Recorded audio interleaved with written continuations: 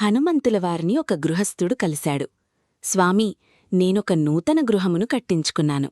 ఆ గృహములోకి ప్రవేశము చేయడానికి మంచి ముహూర్తం చూసిపెట్టు మహానుభావా అని అడిగాడు గృహస్థుడు. హనుమంతులవారు సకల శాస్త్రాలను అభ్యసించారు. అందులో జ్యోతిష్యశాస్త్రము కూడా బాగా చదివి ఉన్నారు. ఆ విధంగా తనకు అద్భుతమైన ముహూర్తం పెడతారని ఆ గృహస్థుని నమ్మకం. హనుమంతులవారు ఈ విధంగా చెప్పారు: రామతిథి, రామనక్షత్రం, రామవారం, రామకరణం, రామయోగం, రామపక్షం, రామమాసం, రామ ఆయనం, రామసంవత్సరం, రామయుగం అని చెప్పి గృహప్రవేశం చేయి. సర్వం రామమయం శుభం భూయాత్ అని దీవించి ఆ గృహస్థుని పంపివేశారంట హనుమంతులవారు.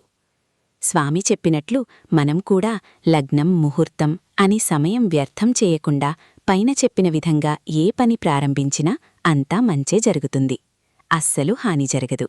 ఈ కథను జ్ఞాపకం చేసుకుంటూ ఏ పని చేసినా అంతే, అది శాసనం. సర్వే జనా సుఖినో భవతు. లోకా సమస్తా సుఖినో భవతు. ఓం శాంతిః శాంతిః.